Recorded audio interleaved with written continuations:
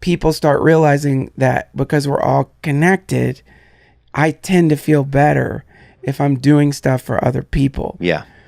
More than if I'm doing shit for myself. And that's what 12-step programs are. That's what all that is. All that is stuff is about usually is getting back to realizing that the way you get out of whatever is hurting you a lot of times is by helping somebody else so you're not thinking about yourself. Yes. It's like if you want the antidote to whatever ails you, just start helping someone. Yeah. And it's like so easy to do.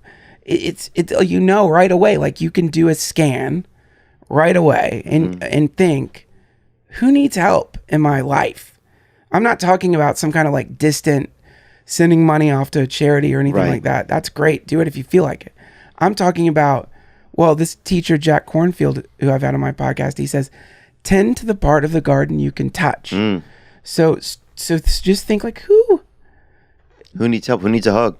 Yeah. Who needs somebody to take them to lunch? Who do you notice that's been drinking a lot and instead of joking about it with your friends and making fun of them, which is okay to do a couple times, sure. But also who could probably is hurting and maybe could use some, and all they need is just somebody to care. Yeah. You know what's crazy? The scariest, in the weirdest way, I was just thinking about this a minute ago. I was looking at you and I was like, how scary would it be if I thought that you loved me, Like not in like a homoerotic type of way, but how scary would it be if we approached people and the first thought we had was that this person loves me? Yeah. Yeah. Like really, like if you like, that would change the whole. It would just change. It would take me so much out of like whatever fear that I lived in. Right. But it's for some reason that's not the way that we are built to do it here. This can be cultivated.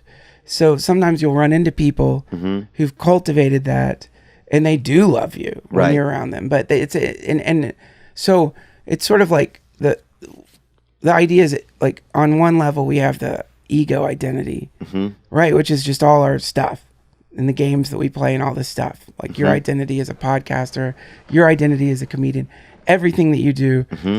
And then the other level is like the soul level, and that's love. That's your heart. That's this universal, eternal identity that is so beautiful. Yeah. So there's a thing when people are dying. What's really interesting if you get around a dying person is you'll notice that like the room kind of lights up.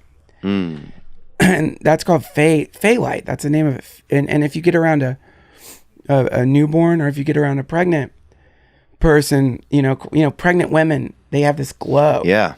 So the idea is like what you're seeing there is like a soul that has yet to be covered up by the lantern of by personality, right? And so so that's why in the when people when you see the paintings of the disciples of Christ, they have halos, right?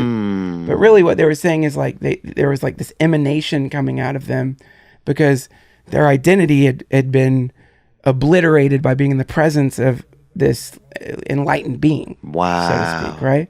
So that thing you're talking about, loving someone, well, loving someone's identity, you could probably do it, and you can do it. You can love someone's identity, but that's like loving kind of like the drops at the very top of a fountain. But if you get to the fountain head, which is the thing that's all that stuff's emanating from, way down there, that's love, and it's beautiful, and it's beauty, and you can train yourself to start seeing that in people. Wow. So when you're conversing with them, you're having one conversation, which is like the identity shit. But if you can do it theoretically, then you could actually begin talking to the thing that's behind that fog of self, and they'll feel it. You could feel that. There's some moments, man. I'm so thankful you came here today, dude. This Thanks is so for cool. having me.